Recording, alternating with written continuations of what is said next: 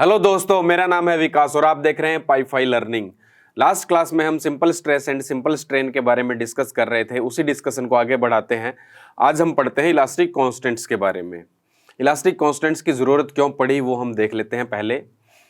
तो सबसे पहले हमें पता है कि स्ट्रेन की वजह से स्ट्रेस होता है। स्ट्रेन की वजह से स्ट्रेस होता है। स्ट्रेन पहले आएगा फिर स्ट्रेस आएगा।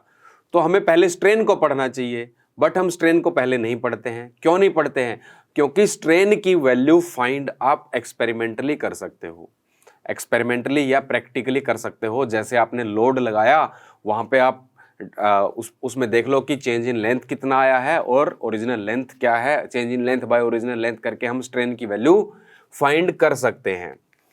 बट सब्जेक्ट हमारा थ्योरेटिकल है। सब्जेक्ट क्या है हमारा? थ्योरेटिकल है। तो इसीलिए हम स्ट्रेन को पहले नहीं पढ़ते हैं। पहले किसको पढ़ते हैं? स्ट्रेस को पढ़ते हैं। अब स्ट्रेस की वैल्यू निकालने के बाद स्ट्रेन की वैल्यू निकालेंगे अगर, तो हमें कुछ रिलेशन चाहिए स्ट्रेस और स्ट्रेन में। और स्ट्रेस एंड स्ट्रेन में जो रिलेशन देता है वो देते हैं आपके इलास्टिक कांस्टेंट। तो इसीलिए इलास्टिक कांस्टेंट आपके इंपॉर्टेंट हो जाते हैं। तो इलास्टिक कांस्टेंट्स क्या क्या काम है? स्ट्रेन की वैल्यू अगर फाइंड करनी है, स्ट्रेस की वैल्यू आपके पास है, तो इलास्टिक कांस्टेंट की जरूरत पड़ेगी। दूसरा, स्ट्रेस एंड स्ट्रेन के बीच में रिलेशन देते हैं, वो आपका इलास्टिक कांस्टेंट है। तो पहले थोड़ा बेसिक पढ़ लेते हैं इसके बारे में। बेसिक मतलब इलास्टिक कांस्टेंट्स हमारे कितने होते हैं, ये डिपेंड करता है टाइप ऑफ मटेरियल पे। ये डिपेंड करता है आपका टाइप ऑफ मटेरियल पे। टाइप ऑफ मटेरियल, यहां पर हम लिख लेते हैं number of independent elastic constants, और यहां पर total number of elastic constants.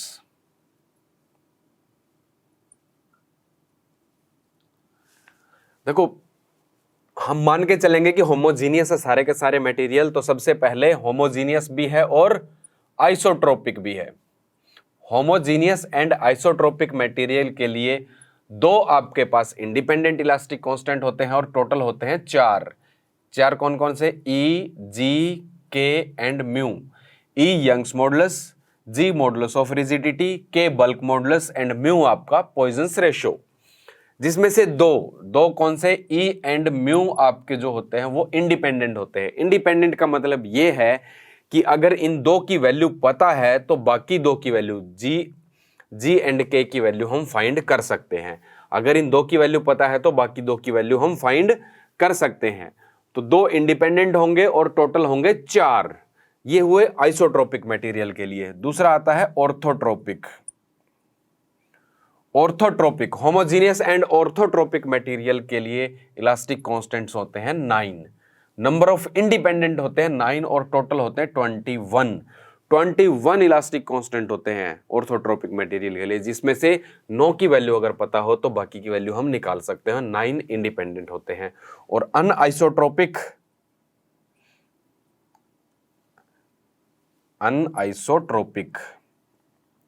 अनआइसोट्रोपिक material के लिए ये इंडिपेंडेंट जो हो जाते हैं 21, और इनकी तो कोई वैल्यू ही नहीं है। इनफाइनाइट कितने भी हो सकते हैं। Total number of elastic constant anisotropic material के लिए बहुत सारे होते हैं और इंडिपेंडेंट होते हैं 21 की वैल्यू तो हमें पता होनी ही चाहिए।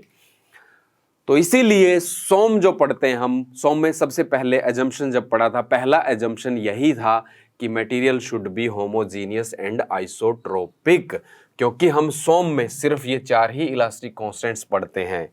तो अगर सोम में अगर हमें बहुत सारे, अगर अनआइसोट्रोपिक मटेरियल के लिए पढ़ने लग जाएं तो इलास्टिक कांस्टेंट्स बहुत सारे हो जाएंगे। तो इसलिए हमें, और जो इक्वेशंस है हमारी बहुत ज़्यादा कॉम्प्लिकेटेड इक्वेशंस बन जाएंगी। तो यहाँ पर सोम में हम मान के चलते हैं कि मटेरियल क्या है हमारा? होमोजीनियस एंड आइसोट्रोपिक है, क्योंकि होमोजीनियस एंड आइसोट्रोपिक के लिए टोटल इलास्टिक कांस्टेंट कितने होते हैं? 4 होते हैं। तो इन 4 इलास्टिक कांस्टेंट्स को हम पढ़ेंगे 1 बाय 1। सबसे पहले पढ़ते हैं यंग्स मॉडुलस के बारे में। यंग्स मॉडुलस का दूसरा नाम मॉडुलस ऑफ इलास्टिसिटी भी है। इसको ई से रिप्रेजेंट करते हैं, कैपिटल ई से रिप्रेजेंट करते हैं। तो इसमें क्या होता है?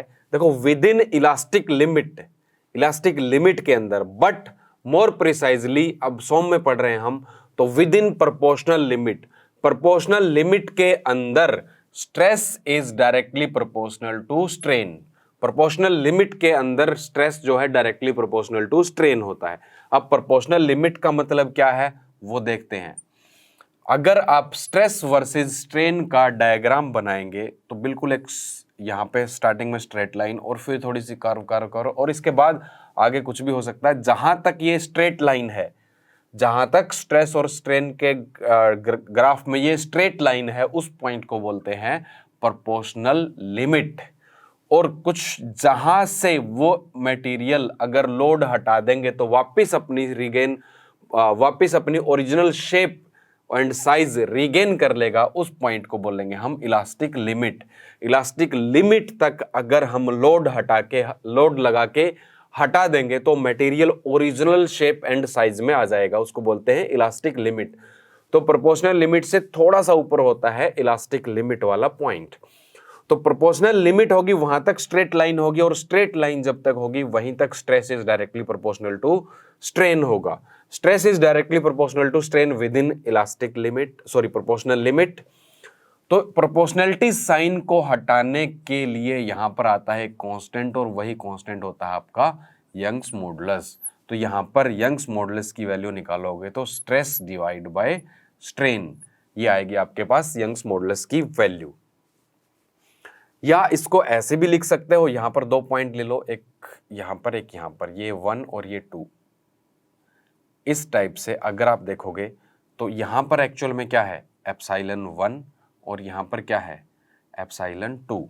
तो ये जो हुआ epsilon 2 minus epsilon 1 change in strain, epsilon delta epsilon. और यहां पर जो स्ट्रेस होगा उसको लिखेंगे सिग्मा 1 और 2 पॉइंट पे स्ट्रेस होगा सिग्मा 2। सिग्मा 2 माइनस सिग्मा 1 की वैल्यू क्या आएगी delta sigma, change in stress. तो आप यंग्स मॉडुलस को डायरेक्टली लिख सकते हो change in stress divide by change in strain. ये भी आप फॉर्मूला लिख सकते हो। इंस्टेंटेनियस वैल्यूज अगर आपके पास है, स्मॉल वैल्यूज आपके पास है, change in stress by change in strain आप लिख सकते हो ई को। और डायरेक्टली लिखना चाहो तो stress divide by strain is E. ये हुआ आपके पास मॉडुलस ऑफ इलास्टिसिटी या यंग्स मॉडुलस। अब इस पे थोड़ा सा और काम करते हैं। थोड़ा सा और काम कैसे करते हैं, फॉर एप्सिलॉन इक्वल टू 1, अगर एप्सिलॉन की वैल्यू 1 हो जाए, इस एप्सिलॉन की वैल्यू 1 हो जाए तो सिग्मा इज इक्वल टू ई हो जाएगा, या ई इक्वल टू सिग्मा लिख सकते हो। ई इक्वल टू सिग्मा लिख सकते हो। यहां से आप डिफाइन कर सकते हो किसको, Young's modulus. Young's modulus is equal to applied stress या induced stress when strain is unit. Strain की वैल्यू क्या हो जाए, जब यूनिट हो जाए, स्ट्रेन की वैल्यू जब 1 हो जाएगी तो यंग्स मॉडुलस स्ट्रेस के इक्वल हो जाएगा। तो ये एक डेफिनेशन और लिख सकते हो। अब इसको और थोड़ा सा डिस्कस करते हैं। स्ट्रेन की वैल्यू 1 होने का मतलब स्ट्रेन क्या होता है, change in length bye original length. अगर लॉन्गिट्यूडनल स्ट्रेन की बात करें, change in length bye original length, और चेंज इन लेंथ को क्या लिख सकते हो, final length minus original length divide by original length. और इसकी वैल्यू अगर 1 आ रही है, इसका मतलब final length minus original length divide by original length equal to 1। Strain की वैल्यू 1 होगी तब उस टाइम की बात कर रहे हैं हम। तो final length minus original length, इसको उधर लेके जाएंगे तो क्या आ जाएगा ओरिजिनल लेंथ के इक्वल, और फाइनल लेंथ इक्वल टू ये उधर जाके प्लस का हो जाएगा ट्वाइस ऑफ ओरिजिनल लेंथ। यानी कि स्ट्रेन की वैल्यू 1 कब आएगी, जब फाइनल लेंथ आपकी ओरिजिनल लेंथ की डबल हो जाएगी। फाइनल लेंथ ओरिजिनल लेंथ की जब डबल हो जाएगी उस टाइम पे स्ट्रेन की वैल्यू 1 आएगी। तो ये हुआ आपका स्ट्रेन की वैल्यू 1 कब आती है। और यंग्स मॉडुलस की एक और डेफिनेशन आ गई है आपके पास कि यंग्स मॉडुलस उस स्ट्रेस के इक्वल है जो आपका यूनिट स्ट्रेन कॉज करता है। ये दूसरी डेफिनेशन आ गई। अब कुछ एक दो वैल्यूज देख लेते हैं। इसकी यूनिट जो होती है, यूनिट जनरली इसको जीपीए में लिखते हैं, गीगा पास्कल। जीपीए मतलब गीगा पास्कल, और 1 गीगा पास्कल इक्वल टू होता है 10⁻⁶ पास्कल के इक्वल, 10⁻⁹ पास्कल के equal. 1 giga pascal is equal to 10⁻⁹ pascal. ये हुआ आपके पास यूनिट के बारे में। अब एक दो मटेरियल के लिए भी देख लेते हैं। रबड़ के लिए यंग्स मॉडुलस की वैल्यू नियर अबाउट 10 गीगापास्कल होती है। स्टील के लिए नियर अबाउट 200 गीगापास्कल होती है। और कास्ट आयरन के लिए नियर अबाउट 100 गीगापास्कल होती है। तो अब यहां पर सबसे ज्यादा जो यंग्स मॉडुलस की वैल्यू है वो स्टील के लिए है। अब जिस मटेरियल के लिए यंग्स मॉडुलस की वैल्यू ज्यादा होगी उसी को कहेंगे हम मोर इलास्टिक। अब रबड़ जो होता है, उसका रबर बैंड जो होता है उसको आप इलास्टिक भी बोलते हो, लेकिन एक्चुअल में वो इलास्टिक नहीं होता है। तो रबर से ज्यादा इलास्टिक कौन हुआ? स्टील जिस मटेरियल के लिए ई की वैल्यू ज्यादा होगी उसको हम बोलेंगे कि वो ज्यादा इलास्टिक मटेरियल है। फिर से बता देता हूं कि जिस मटेरियल के लिए यंग्स मॉडुलस की वैल्यू ज्यादा होगी उसे कहेंगे हम मोर इलास्टिक मटेरियल। तो ये हमने डिस्कस कर लिया यंग्स मॉडुलस के बारे में। अब हम नेक्स्ट मॉडुलस ऑफ रिजिडिटी के बारे में डिस्कस करेंगे। नेक्स्ट हमारा इलास्टिक कांस्टेंट है वो है शियर मॉडुलस या मॉडुलस ऑफ रिजिडिटी। अब शियर मॉडुलस और मॉडुलस ऑफ रिजिडिटी में कैसे आता है कि विद इन प्रोपोर्शनल लिमिट के अंदर shear stress is directly proportional to shear strain. Shear stress is directly proportional to shear strain. इससे पहले जो यंग्स मॉडुलस था उसमें normal stress is directly proportional to normal strain था।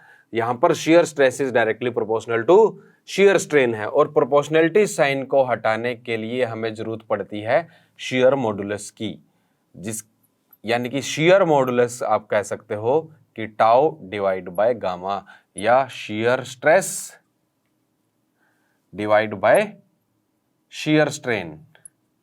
Shear stress divide by shear strain ही G की definition है। या आप ऐसे कह सकते हो कि इफ गामा इक्वल टू 1, अगर गामा की वैल्यू 1 है तो गामा की वैल्यू 1 है तो टाउ किसके इक्वल हो जाएगा? टाउ इक्वल टू जी, या जी इक्वल टू टाउ। या इसको ऐसे डिफाइन कर सकते हो कि shear modulus is equal to shear stress. Shear modulus उस शियर स्ट्रेस के इक्वल है जो यूनिट शियर स्ट्रेन प्रोड्यूस करता है। शियर मॉडुलस उस शियर स्ट्रेस के इक्वल है जो यूनिट शियर स्ट्रेन प्रोड्यूस करता है। तो ये आपका शियर मॉडुलस हुआ। तो ये शियर मॉडुलस या मॉडुलस ऑफ रिजिडिटी के बारे में हमने पढ़ा। अब नेक्स्ट पढ़ते हैं हम बल्क मॉडुलस के बारे में। अब हम पढ़ते हैं बल्क मॉडुलस के बारे में। बल्क मॉडुलस में भी वैसे ही सेम होगा कि विद इन प्रोपोर्शनल लिमिट के अंदर volumetric stress is directly proportional to volumetric strain. Volumetric stress is directly proportional to volumetric strain. और प्रोपोर्शनलिटी को हटाने के लिए हमें एक कांस्टेंट चाहिए, उस कांस्टेंट को लिखते हैं हम के इज बल्क मॉडुलस। या फिर के को ऐसे लिख सकते हो, this is sigma v by epsilon v. इसका मतलब volumetric stress divide by volumetric strain. ये आपके पास आया के की वैल्यू बल्क मॉडुलस।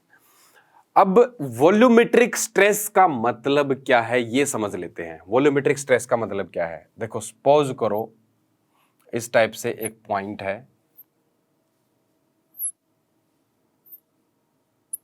यहां पर इसके ऊपर स्ट्रेस लग रहा है तीनों डायरेक्शन में, यानी कि इस डायरेक्शन में सपोज करो सिग्मा एक्स है, इस डायरेक्शन में सिग्मा वाई है, और जो थर्ड डायरेक्शन है इस डायरेक्शन में सिग्मा जेड है।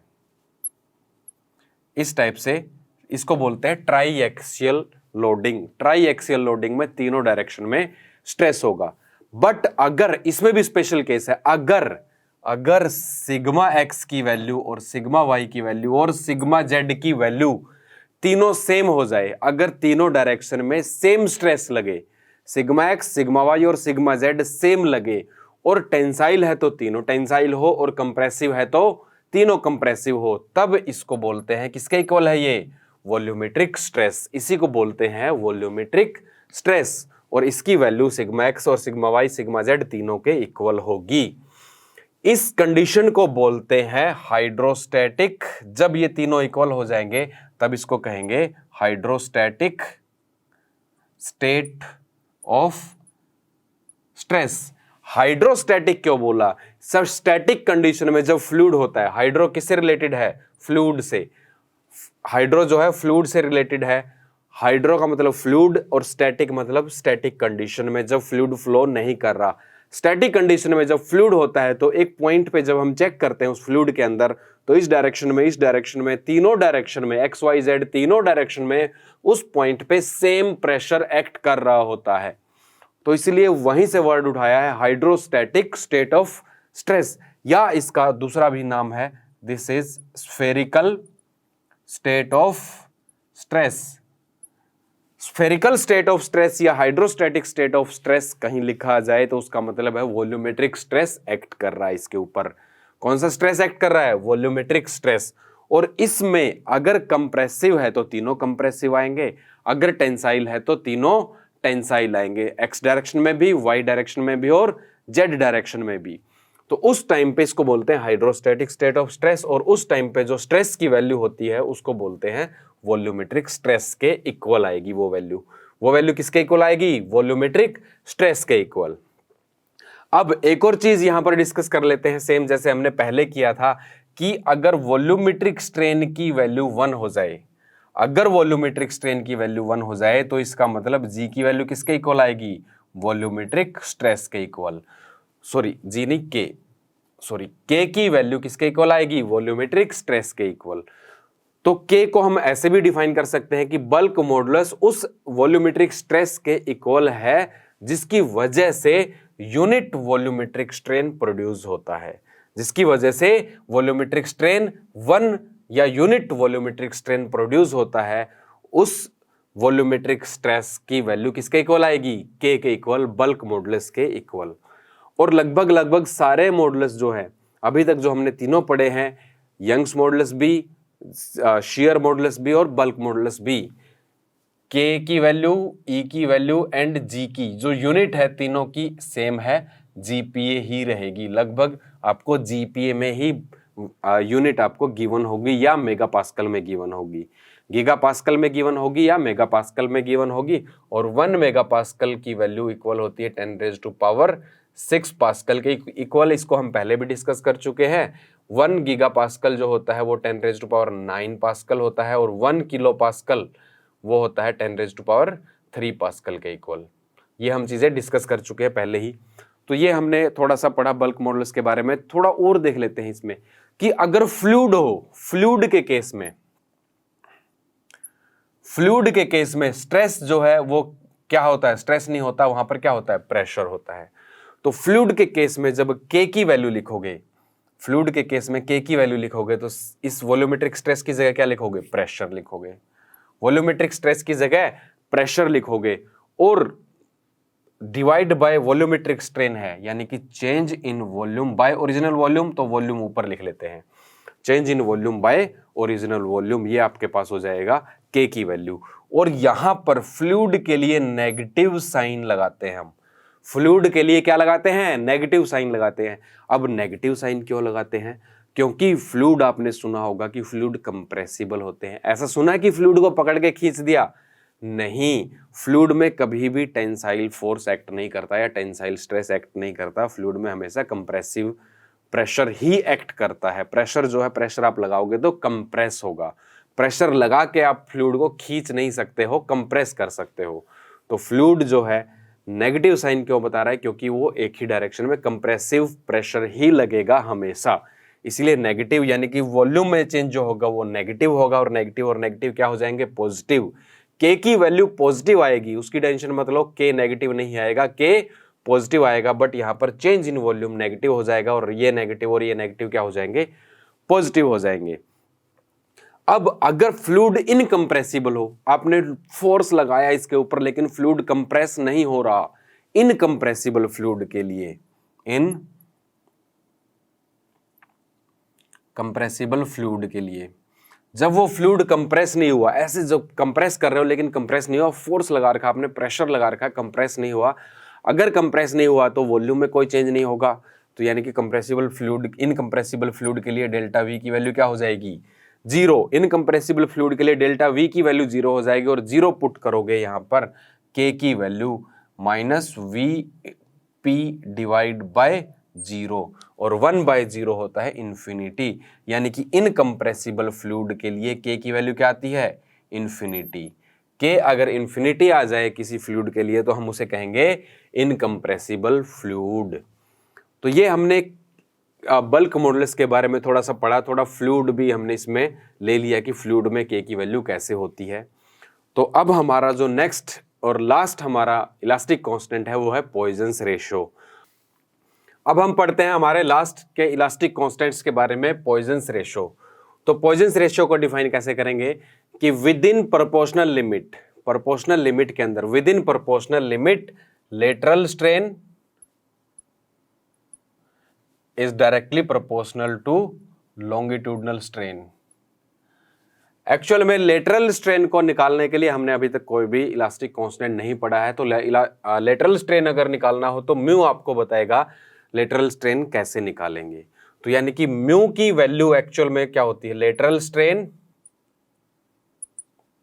Is equal to, minus sign आ जाता है, म्यू इनटू लॉन्गिट्यूडनल स्ट्रेन। अब ये माइनस क्यों आता है वो भी देखेंगे। तो म्यू की वैल्यू क्या हुई? Mu is equal to mod आएगा minus of lateral strain divide by longitudinal strain.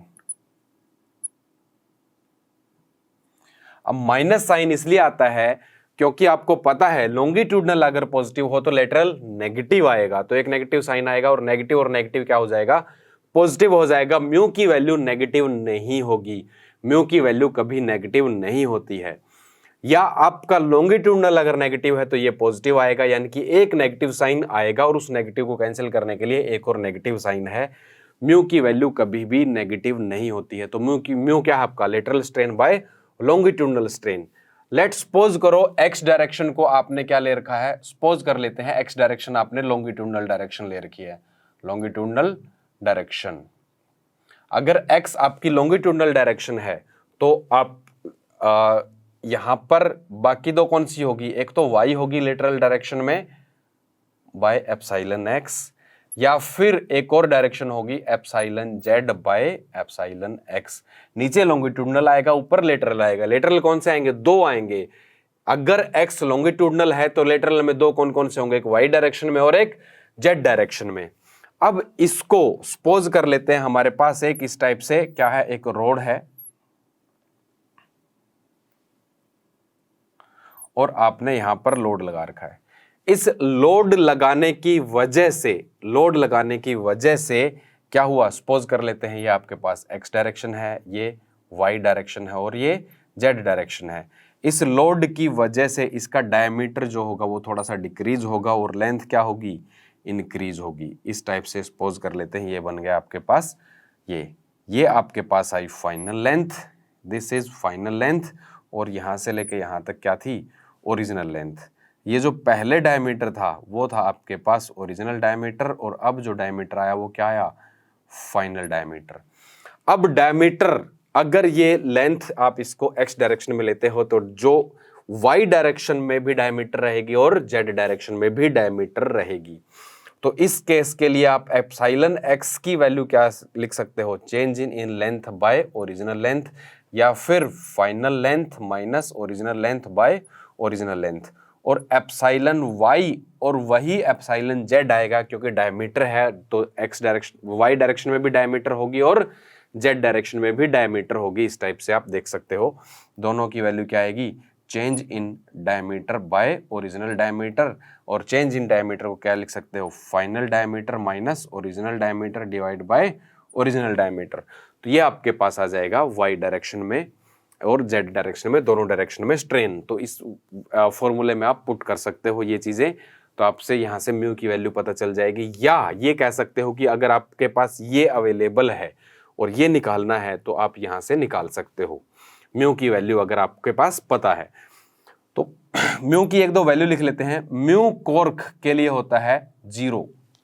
Cork जो होती है आपने देखा होगा वाइन की बोतल के ऊपर जो कॉर्क लगी होती है, वाइन की बोतल के ऊपर कॉर्क होता है, या फिर केमिस्ट्री लैब में कुछ जो जार होते हैं उनके ऊपर कॉर्क लगा होता है। तो जो कॉर्क होता है उसके लिए म्यू की वैल्यू 0 होती है। म्यू की वैल्यू 0 होने का मतलब, देखो म्यू क्या है, लेटरल बाय लॉन्गिट्यूडनल, तो लॉन्गिट्यूडनल इधर 0 से मल्टीप्लाई होकर 0 हो जाएगा, यानी कि लेटरल स्ट्रेन की वैल्यू क्या आएगी, 0। देखो म्यू जो है आपके पास क्या है, lateral strain by longitudinal strain, ऐसे लिख लेते हैं थोड़ा सा ही। अगर ये वैल्यू 0 हो जाए तो लेटरल स्ट्रेन की वैल्यू क्या आएगी, इक्वल टू 0।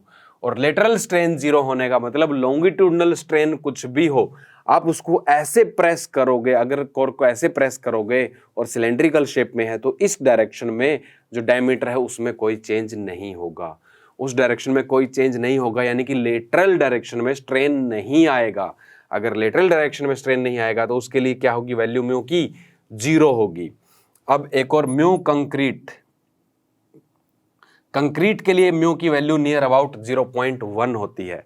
कंक्रीट के लिए म्यू की वैल्यू क्या होती है, 0.1 होती है। कॉर्क हो गया, कंक्रीट हो गया। मेटल्स के